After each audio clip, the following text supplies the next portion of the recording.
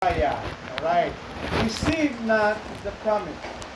Now, another thing here is the great rewards. Not only that in 2 Corinthians chapter 2 verse 14, now thanks be to God, which always causeth us to triumph in Christ, and make it manifest us the savor of His knowledge by us in every place. Alam mo ba, na-experience mo ang savor ng knowledge ni Christ? Saan yon? Nung oras na kanina na nagturo ka na si Kristo ang tagapagligtas. You experience, no? You tasted the savor of His knowledge by us in every place as Christ commanded us. Now the last thing here is the great rewards, no? Ano yung triumph ng isang witness? Ang triumph mo, meron kang magandang balita. Victory na yan sa'yo eh. Diba? Because you have the good news. You planted the good news. You share the good news. You spread the good news. Ano yung report mo? And this all having obtained a good report through faith. Wow, sa pananampalataya. Amen? Grabe, nag-i-increase ang iyong pananampalataya. Not only one of the triumph of a witness is a good report, alright, that you share the gospel of Christ to the world. And number 2, the great rewards. This is the last. Matthew chapter 5 verse number 12. That's what the Bible tells us. Rejoice and be exceeding glad, for great is your reward in heaven. For so persecuted they the prophets which were before you. The apostles, the disciples, the prophets was been persecuted. Why? Because of the gospel of Christ. But what we are doing right now, someday will receive a great reward in heaven. Amen? Rejoice and be exceeding glad. Why, Pastor? For great is your reward in heaven. Hindi ka tayo pamangkuton tayo Isaiah sang Ginoo ya sa langit ya. Pag-uto niya, how much money do you have in the bank? How beautiful house do you have? And ano yung iyong ilang Mercedes-Benz meron ka? O Bentley? Or ano pa ang mga gandang sasakyan? BMW? Ferrari. Alright? BYOD. Ano pa? Pera. Alright. Tesla. Ako meron ako eh. Tesla. Kayo Tesla, ako Tesla. For great is your reward in heaven, and soon you're going to stand before the presence of God. Di ba napakagandang bagay na kapag ikaw ay soul winner, you share the gospel of Christ, through you that the Lord is using you, then you go out and share the gospel of Christ with the world, and someday, not many years from now, every one of us is going to stand before the presence of God. And in the day of Christ, and in the judgment seat of Christ, the Lord is going to judge us. And you're coming to the aisle, and the Lord is going to call your name. Diba? Thou good and faithful servant. Enter thou into the joy of the Lord. Alam mo ba pag sinabi ng Panginoon yan? Alam mo ba kung ano karami ang spectators? Heavenly host, makinig ka. Heavenly host. On the day of Christ, heavenly host. Akalain mo yung mga nandun? Yung spectators, ibig sabihin ng spectators, yung mga nanonood sa'yo. Halimbawa, nagkaroon din ng isang glorious moment sa buhay ko, pero hindi ko na kailangan pang-elaborate yan. No? Na-experience ko lang ang araw na kung saan nakaharap ako sa libu-libong tao. Ang araw na yon, I remember na nag-backslide ako. And nag-stop ako sa Bible school. After I stopped the Bible school, then I worked with the government. And then ang narinig ng government na sabi nila ng gobyerno, sabi nila sa City Hall, sabi nila, ganda ng boses ng empleyado natin, pakantayin natin kaya. Sharing present natin. Pero hindi. Kasi meron tayong mga inter-barangay muna, sasalain ng lahat ng mga barangay dito sa atin. para makukuha natin yung lahat ng mga singers kung sino ang mga the best dito. Ngayon, tinapal nila ako sa Purok Langka. Pinadala ko sa niya, ikaw na lang sa Purok Langka. Pinadala ko sa Purok Langka. So, ibig sabihin, nasa barangay poblasyon ako, Purok Langka. Hindi naman ako taga Purok Langka. Taga Langka, kuya ako niya. Ano pagkatapos, kinuha nila ako. And then sabi nila, sumali ka muna dito sa yung contest na to sa mga barangay. O dami-dami, mga singers, lahat ng mga barangay sa city na yan, sa town na yan. And then, I compete, kumanta pa lang ako sa, hindi pa natapos yung kanta ko, sabi ng judge. Sabi nga, wala na, siya na yung panalo yan. So, kita mo yan, bago pa lang. And then sa April 17, hindi ko makakalimutan yan, that was 1999, April 17, nag-backslide ako nun. Parang tumalikod ako, din lang kakahirap-hirap ako sa ganito ba? Wala akong pera, ganyan. Pero sa festival ako, may pinagdaanan akong ganon. Pinipresent ako. We are 32 contestants sa buong Negros. Ang tawag nyon ay Battle to the Champions ng Negros. Panad sa Negros. That was 1999. Alam mo ba nung kumanta ako, yung nanonood is more than 10,000 people. Buong Negros, doon panad sa Negros, sa stadium na yon. Ang daming tao. Sabi ko, aawit ako dito. Ang kukunin ngayon ay out of 30 is the Magic 12. And then, i-compete ulit. Kalain mo hanggang anong oras natapos yung competition. Nagsimula ng alas 6. Hanggang natapos, dumami na tao ang gabi. Yung kinuha doon, sa Magic 12, number 9 ako. Wala, number 9 pa ako. And then, kukunin na doon sa Magic 12 na yun, i-compete ulit ang Magic 12. Ang kukunin sa Magic 12 ay tatlo na lang. The Grand Champion, the first placer, and second placer. Tatlo na lang kukunin. Andon ang pamangkin ni Don Soleta. Andon yung isang singer ng kampiyon ng bansa buong Pilipinas. Yan ang kalaban ko. Sabi ko, wala na ako, talo na ako dito. Sabi ko, ano na lang sa akin? Consolation prize na lang. Diba sa JJ naman, consolation prize. Consolaas na lang sa akin kasi consolation prize is 10,000 eh. Mga 10,000 lang ako, may pinapera na ako. Okay na. Pero hindi, malaking premyo eh.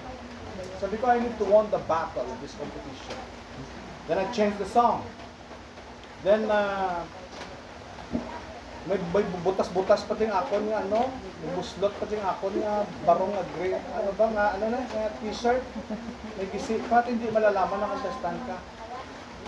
And then tapos, sinuot ko na yung damit ko, green, black pants, hindi siyempre, pag gano'n ng ilaw, kumikislap yung damit mo, alam mo naman pag competition, di ba? Tinawag yung third placer, yung second placer. Yung second placer, yung Valladolid. Pero hindi naman yung taga Valladolid, yung taga Bacolod yun eh. Kilala ko naman mga singer na yan.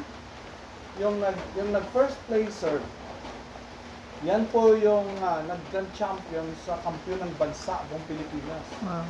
Si Brother Gary, friend ko rin yan. Hindi siya makapaniwala ba na yung tinuturuan lang nila noon, yung tumumba sa kanila sa Battle to the Champion. And then I won the championship and became the grand champion. Wow. Oo. Sa buong Negros yun. And then I became the grand champion. Tatayo ka ngayon sa napakarami mga tao. And then, nung binigay, ang governor noon ay si Lito Coscaluela. Binigyan ako ng trophy. Ang kataas siguro ng trophy ko, kasing tangkad ko, yung trophy. Plus na malaking halaga. Wow, sabi ko, amazing. Gusto ako dito. At marami pang iba. Mga pinamimigay, tapos lahat na marami pa. Marami. At sa araw na yun, naging marami akong kaibigan. Marami akong friends. And then, nung nakaharap na ako sa contest that was covered by RPN 8, Channel 8, SBN Channel 5, and Channel 4 ng ABS-CBN. Composed ng marami pang mga mga radio stations. Akalain mo, yung nanonood sa'yo, nalulula ka, parang sabi ko, this is my glorious moment. But I'm not joyful. Kasi nag-backslide ako eh. Ang joy mo wala doon kahit libu-libong taong pumalakpak sa'yo. Kasi after the recognition of the governor, binigay sa akin yung trophy, binigay sa akin yung cash.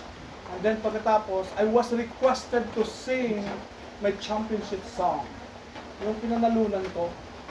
And then ikaw na lang mag-isa sa gitna ng stage. And with that big, alam mo Ate Gina, nag-jogging tayo doon. Yeah. Nag-jogging tayo doon. Makita mo yung stadium na yon. Okay. Grabe, napakalawak at punong-puno ng tao yun. Nung umawit ako doon. Nung pagsimula ko parang mag-awit, then when I start my song, my championship song, kasi ikaw na nag-world champion, pinaawit ka ulit. Ay, grabe, ovation ng tao. Nindog balahibo, kaya pagkanta ko. And then, all those glory is useless. Because that is just only for earthly joy. Experience ko yun eh. Kahit sa mga singka. Na ako doon, sabi ko doon sa ilong ko pa, natakpan ako bla. Siling ko, iba talaga ang glory sa araw ng Panginoon. Dito sa lupa, papalakpakan ka, useless yung palakpak ng tao dito sa iyo. Di ba, intindihan mo ba? Yung appreciation ng tao is useless. Everything that people are doing to you, they're clapping your hands. Galing mo. Hindi, wala yan. Alam mo ba ang totoong appreciation saan? Sa araw ng Panginoon Kristo. Yan ang totoong araw ng recognition na naglalakad ka on the aisle. Alright? And then naglalakad ka, di ba? Tatawagin ang pangalan mo daw, good and faithful servant, Nancy. Enter thou into the joy of the Lord. Malain mo. Yung nanonood, gumaganon yung mga nakatingin sa yung mga anghel, the heavenly host, andon, all the believers, andon, lahat ng mga mananampalataya nanonood, andon, tinitingnan ka. Binibigyan ka ng reward sa iyong katapatan sa Panginoon. Amen? The Bible said, and they may welcome you into everlasting habitation. And someday, these people who are winning to the Lord, yung mga batang siniran mo, di ba? Parang wala lang yan. Pero balang araw, mga kapatid, do you remember Billy Graham? Saan sila nanggagaling? Because of the evangelistic campaign. Ni Billy Sunday. Wala silang ginawa nun, kundi soul winning lang. And then such time, Billy Graham received Christ as the Lord and Savior and learned to the Bible school and became a missionary and became an evangelist until such time that Billy Graham reached the world. Billions of people received Christ as the Lord and Savior. Millions and millions of people received Christ. Now, Billy Graham gone. And he is now in the presence of the Lord. But tayong nandito ngayon in Matthew 5:12, rejoice, ang sabi ng Panginoong Jesus, rejoice and be exceeding glad, for great is your reward in heaven. Amen? Kailan yan, Pastor? Madali na lang. Ilang taon ka na? Ilang taon na tayo? Di ba mga kapatid? Napakaikli na ang ating panahon. Oh, kung ikaw ngayon ay 50, yung ba ho, sa amin, 50, no? Tayo, 50, no? Oh, kami kaedad ni Ate Anne, 50. Oh, di ba?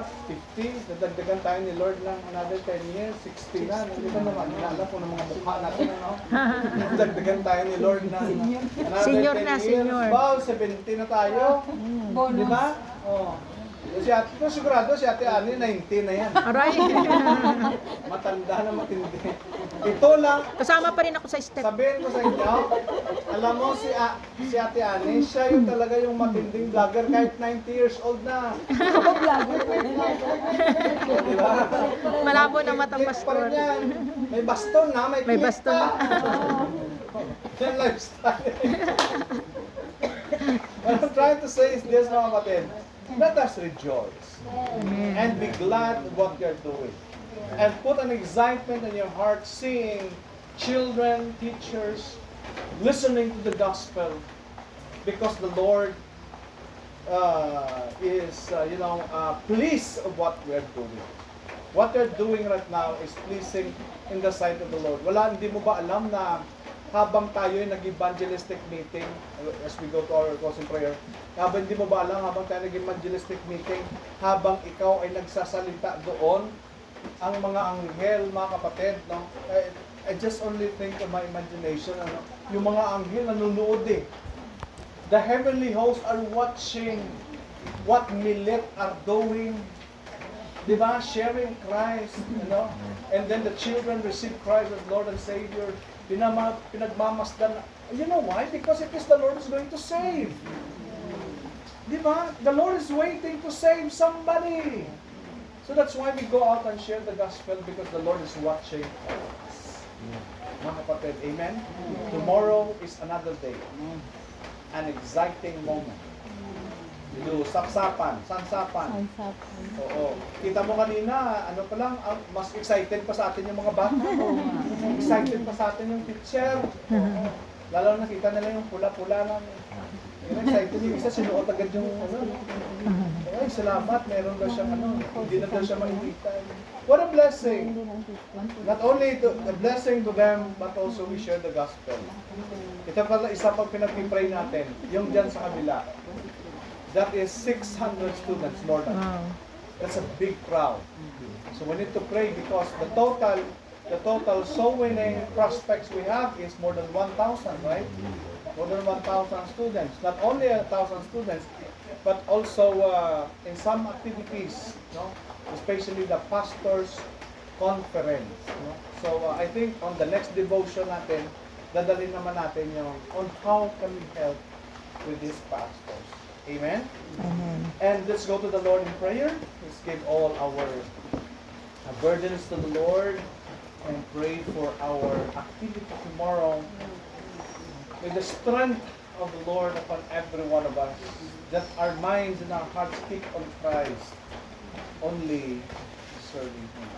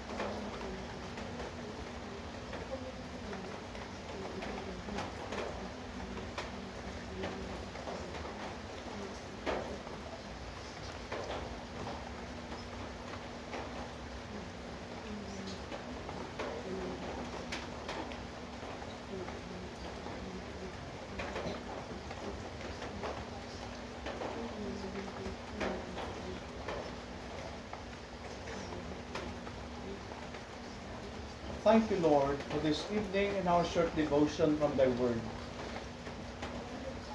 Thank you, Lord, for your love, your compassion, the love that never changes to the souls of men.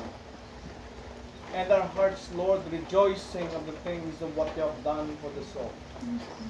That every heart and every mind, and every children, Lord God, who are in the age of accountability, heard the gospel, that Christ died for them.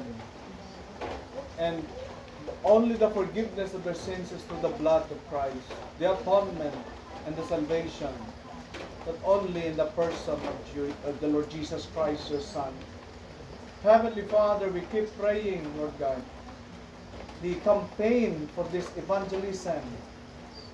Napakalayo na nagbuhat ng mga bahay. Ngunit sila ay nabuo sa isang lugar. Napahirap nilang abutin. Ngunit Panginoon, sila yung pinipon sa isang lugar. Binigyan kami ng kaalaman upang sila ay abutin. Hindi lamang sila, Panginoon, kundi pati yung mga guro din. At kami, Panginoon, ay nananalangin kahit bukas sa Sansapan Elementary School. And Lord, we pray for the teachers, staff, and also, Lord, we pray for students that they're going to open up their minds and their hearts, Lord God, to Christ. Because we believe they are at the age of accountability. And we know, Lord God, that children knows that they are sinners. They have soul. They have soul, O Lord.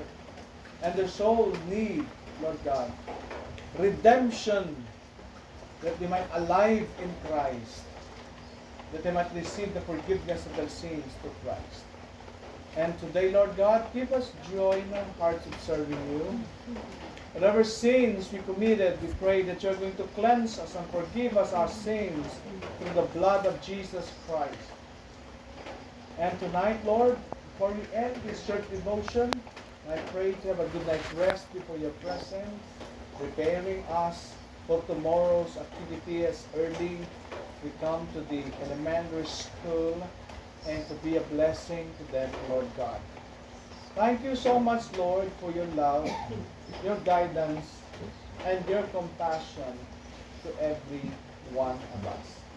And today, Lord God, we give you back all the glory and all praises and thanksgiving to your precious name. Glory, glory, glory to you, Lord God. In the name of Jesus, our Lord and Savior, amen and amen. Tumayo po tayong lahat. Tumayo po tayong lahat. Hear our prayer, O Lord. Hear prayer, O Lord. Incline thine ears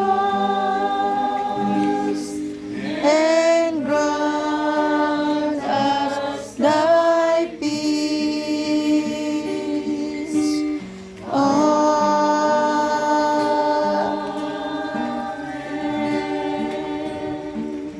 Pagpalang gabi po sa inyong lahat. Good evening, everybody. Sleep na. Good night. See you tomorrow.